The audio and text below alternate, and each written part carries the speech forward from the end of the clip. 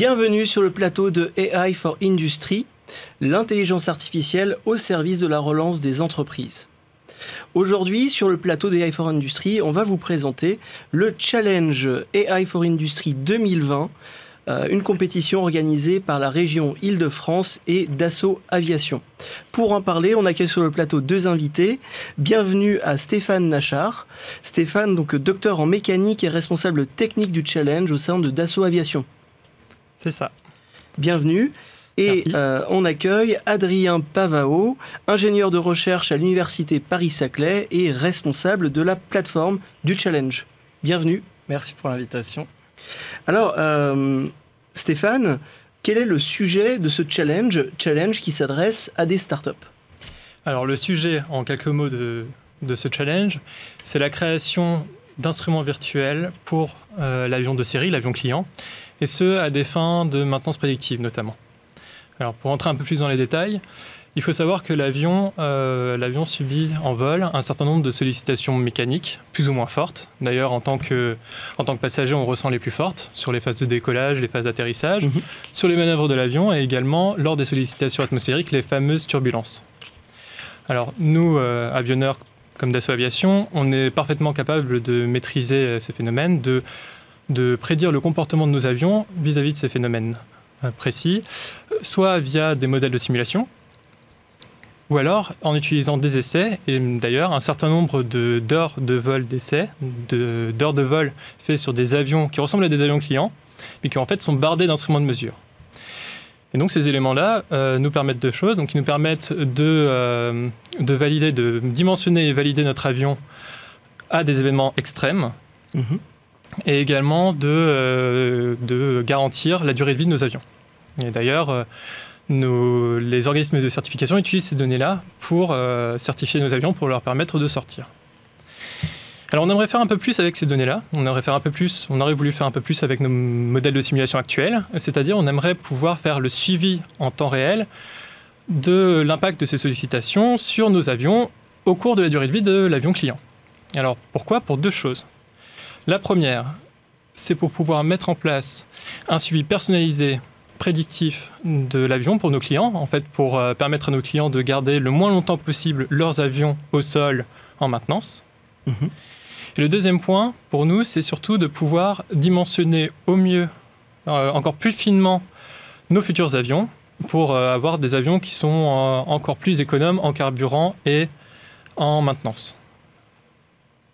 Donc ça, on ne peut pas le faire actuellement avec nos modèles de simulation, parce qu'ils ne sont pas construits pour ça. Par contre, on a accès à nos données de nos vols d'essai. Et donc ça, c'est potentiellement la clé là-dessus, parce qu'on se dit, les instruments de ces paramètres, les instruments utilisés pour le vol, pour les vols d'essai, en fait, nous donnent l'information qui nous permettrait d'arriver jusque-là. On n'a pas ça sur nos avions clients, et donc notre volonté, notre idée, pour avoir enfin ce suivi, ce serait d'équiper notre avion client de la même façon que les avions d'essai. Et ça, on ne peut pas le faire en pratique, on va le faire de manière virtuelle. En fait, on va demander aux candidats de venir créer des instruments virtuels. Alors, qu'est-ce qui se cache derrière ça? Parce que c'est quand même assez particulier, le terme d'instruments virtuels sur des avions. En fait, dans l'idée, c'est d'apprendre sur nos vols d'essai, ce que vont faire les candidats, ils vont devoir apprendre là-dessus, pour pouvoir prédire le comportement de certains des capteurs qui sont sur l'avion d'essai, les jauges de déformation, les jauges de contrainte, pour qu'ensuite, ces modèles-là, les modèles qui vont créer les candidats, puissent prédire les résultats uniquement à partir des instruments déjà à bord sur les avions clients. C'est-à-dire qu'on ne toucherait à rien sur les avions clients, rien physiquement sur les avions clients. Et donc pour pouvoir leur permettre de travailler sur ce challenge-là, les candidats vont avoir accès à une centaine d'heures de vol d'essai. Donc c'est-à-dire qu'ils vont avoir accès à... Vous fournissez la donnée pour qu'ils puissent travailler sur ce challenge. Ouais, on va fournir la donnée, notamment grâce à la plateforme du challenge. Les candidats vont avoir accès aux différents paramètres de vol à chaque instant du vol de l'avion. Et donc ce sont des données très particulières qui nous sont précieuses. Et c'est grâce à la plateforme Codalab du challenge coordonnée par l'Université Paris-Saclay qu'on peut mettre ça en place. D'accord, donc les startups, les candidats qui voudront faire ce challenge avec Dassault Aviation vont avoir accès à ces données, et données donc, qui seront sur la plateforme Codalab. Voilà, c'est ça. Ils vont avoir accès à la plateforme qui contient les données, oui. Très bien. Et du coup, Adrien, est-ce que vous pouvez nous en dire plus sur cette plateforme? Comment ça va se passer? Alors, donc, la plateforme Codalab, c'est une plateforme qui héberge des compétitions en sciences des données. Et elle a quelques particularités assez intéressantes, notamment pour l'organisation de ce challenge. Donc, la particularité qui va nous intéresser le plus, c'est la possibilité de soumettre directement des algorithmes sur la plateforme. Donc, en temps normal, dans ce genre de compétition, en fait, les participants entraînent leur modèle en local sur leur propre machine, font les prédictions et ensuite uploadent ces prédictions sur la plateforme pour qu'elles soient comparées à la solution qu'on cherche à prédire. Mais là, en fait, on va à l'inverse leur demander directement de soumettre leurs algorithmes sur la plateforme, qui vont être entraînés et testés donc, sur les serveurs, sur des données d'entraînement et de test qui vont rester cachées sur le serveur. Et donc ça a plusieurs avantages. Donc, déjà, ça nous permet d'avoir un contrôle total sur l'environnement sur lequel les tests sont effectués. Donc le temps de calcul. D'un point de vue technique, ça va tourner dans un Docker qui va contenir toutes les librairies de machine learning classiques et on pourra en ajouter à la demande des participants. Et l'autre gros avantage de ça, c'est qu'on va pouvoir garder les données cachées. Donc en l'occurrence, ce sont des données confidentielles pour des raisons industrielles. Bien sûr. Et donc elles vont pouvoir rester complètement cachées. Donc forcément, pour éviter que ce soit trop compliqué pour les participants d'avancer à l'aveugle, on va quand même leur fournir un échantillon de données. Donc de quand même 3 vols d'essai. Et donc voilà, après ils vont soumettre à l'aveugle. Donc forcément, toute cette machinerie, ça demande quand même une assez grande puissance de calcul. Oui. Donc dans le cadre de ce projet, on a installé au laboratoire un nouveau serveur de calcul, donc qui comprend 10 cartes graphiques NVIDIA RTX 2080 Ti, donc c'est des cartes assez puissantes. Et on va même doubler la mise d'ailleurs et installer un deuxième serveur équivalent prochainement. D'accord. Donc l'objectif, en fait, c'est de tout faire pour que les candidats aient tout ce qui est nécessaire pour pouvoir le faire dans de bonnes conditions et candidater. Du coup, un petit mot peut-être sur les Stéphane, sur les candidats. Qui peut candidater? Alors, le challenge est ouvert à l'ensemble des TPE, PME, les entreprises de taille moyenne, d'Union européenne et de Suisse. Ils peuvent également profiter de ce challenge pour mettre en place un groupement avec des organismes de recherche. Et d'ailleurs, on les invite à faire ça. Je pense qu'en tant qu'industriel, on a beaucoup à gagner de ce type de synergie, notamment dans le domaine de l'intelligence artificielle. Et sachant que ce challenge est un challenge organisé par la région Île-de-France, les entreprises devront baser une partie au moins de leur activité, ou alors doivent être déjà basées en Île-de-France. Et donc si elles ne le sont pas, elles devront l'être dans les 6 mois qui suivent la fin du challenge pour pouvoir candidater au prix. D'accord, donc ça c'est la partie du fait qu'on est sur un challenge de la région Île-de-France. Voilà. Donc l'objectif c'est bien sûr de promouvoir le territoire. Et alors du coup, je suis candidat, comment ça se passe mon inscription? Quelle est un petit peu la timeline? Alors pour candidater, en fait, il y a une plateforme qui est ouverte depuis le 13 novembre, donc qui est ouverte dont le lien... Qui va ouvrir le 13 novembre? Oui, qui va ouvrir le 13 novembre en effet. Dont le lien sera notamment accessible depuis le site de la région Île-de-France ou via dassault-aviation.fr. Donc les candidats vont pouvoir avoir l'ensemble de ces informations que je viens de donner à l'oral et plus sur ces sites. Et donc dessus, ils vont pouvoir soumettre leur candidature jusqu'au 31 décembre, date butoir. Très bien. Sachant qu'on leur demande de candidater parce que pour le bon suivi du challenge, en fait, seuls 10 candidats vont pouvoir être sélectionnés. Et donc, on va leur demander de soumettre un dossier de candidature comportant des informations sur leur entreprise ou sur les équipes qui vont composer. D'accord, donc il y a une première session en fait qui va être du 13 novembre au 31 décembre, qui est ouverte à toutes et tous pour une première candidature. Et à l'issue de cette première session, après le 31 décembre, seuls 10 candidats seront retenus, sélectionnés, qui auront ensuite accès à toutes les fonctionnalités de la plateforme, à toutes les données, pour la seconde phase du challenge. Et donc du coup, si je suis une start-up sélectionnée au 31 décembre, qu'est-ce qui se passe ensuite, Adrien? Alors, pour les startups sélectionnées, les 10 candidats sélectionnés vont être annoncés janvier, après cette phase de candidature. Donc forcément, ça va leur donner accès à la compétition sur la plateforme parce qu'elle sera donc pas ouverte au public. Donc ils vont rentrer dans la vraie phase de compétition qui va durer environ 2 mois, donc du 1er février jusqu'au 9 avril.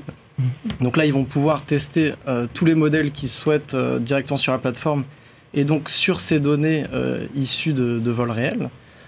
Donc là, ce sera un peu champ libre pour tester différentes méthodes. Et donc forcément, à l'issue de cette phase, il y aura un vainqueur qui va l'emporter. Donc ce sera évidemment l'équipe qui va fournir les algorithmes les plus performants. Et ils seront également jugés sur un dossier scientifique qu'ils vont soumettre à un jury. Donc au final, le gagnant définitif sera annoncé officiellement lors du salon du Bourget 2021, donc salon de l'aéronautique et de l'espace. Et ils emporteront de la part de la région Île-de-France un financement R&D pouvant aller jusqu'à 500 000 €. Très bien, donc une très belle entre guillemets, récompense pour le gagnant de ce challenge. Oui, sachant que Dassault Aviation, lui aussi, va proposer aux lauréats un projet collaboratif de 12 à 18 mois sur le sujet pour pouvoir avancer plus dans la durée. Donc un challenge en tout cas extrêmement intéressant pour les startups qui voudront candidater. Peut-être un petit mot pour les startups qui ne seraient pas lauréates. Pourquoi elles participeraient quand même à ce challenge Alors en fait, tous les participants vont gagner quelque chose à la fin. C'est-à-dire que Dassault Aviation, la région Île-de-France et l'Université Paris-Saclay mettent en avant en fait, toute la période de mentorat, donc toute la période où la plateforme sera ouverte en fait. On va venir assister côté connaissances et compétences métiers les différentes entreprises, donc c'est déjà un plus pour elles. Et en plus de ça, mine de rien, elles vont pouvoir mettre en application leur savoir-faire et leurs connaissances avec des données industrielles réelles, des données qui, de la manière dont est construite le challenge, leurs algorithmes vont servir non pas uniquement à l'aéronautique, mais peuvent également servir dans le domaine du transport de manière plus générale, également dans le domaine de l'énergie. Ça a des applications sur du suivi de machines tournantes, de machines de production. Ça s'applique également sur du suivi d'anomalies capteurs. Voilà, et j'en passe. Très bien, donc finalement... Oui, Adrien ? Oui, j'allais ajouter en fait que même d'un point de vue scientifique et académique, en fait, il y a pas mal de côtés très intéressants en fait à ce challenge. Donc il y a plein de petites subtilités dans le problème qui en font quelque chose d'assez intéressant scientifiquement. Donc par exemple, déjà on utilise un assez gros volume de données, donc le dataset va faire environ 70 gigas, mais donc pour des soumissions à l'aveugle, c'est quand même pas mal. Oui. En plus, les séries temporelles qui vont constituer ce dataset sont asynchrones, c'est-à-dire que les différents capteurs de l'avion ne vont pas forcément capter des informations sur les mêmes pas de temps. Donc ça, c'est une difficulté et c'est en fait un problème qui est assez peu étudié aujourd'hui en machine learning. On a aussi le fait qu'on n'est pas sur un problème de régression classique où on cherche à prédire seulement une variable continue, mais on cherche à prédire un ensemble de séries temporelles. Donc on est sur une forme très forte en fait du problème de régression. Et on ajoute à ça encore une autre difficulté, qui est que ces variables qu'on cherche à prédire sont très déséquilibrées. Donc c'est-à-dire qu'il y a certaines phases de vol qui sont très représentées, par exemple des phases de vol stationnaires au cours du vol, et il y a d'autres phases de vol qui sont sous-représentées, donc des manœuvres précises de l'avion. Et donc forcément, on attend des algorithmes qui sont capables de prédire aussi bien ce qui est rare et ce qui est courant. Et donc voilà, c'est tout ce genre de subtilités qui en font un problème assez donc finalement un très beau challenge. Écoutez, merci beaucoup. Donc pour rappeler les éléments clés du challenge, donc Challenge AI for Industry, organisé avec la région Île-de-France et Dassault Aviation, avec une récompense de 500 000 € pour la start-up lauréate et une belle collaboration avec Dassault Aviation. On le rappellera pour les candidatures. Donc toutes les candidatures sont ouvertes jusqu'au 31 décembre à minuit. Oui. À la suite de ça, 10 candidats seront présélectionnés pour la deuxième phase du challenge, avec à la fin un lauréat annoncé, on l'espère, au salon du Bourget. C'est ça. C'est exactement ça. Stéphane, Adrien, un grand merci d'avoir été avec nous. Merci à vous. Merci à vous.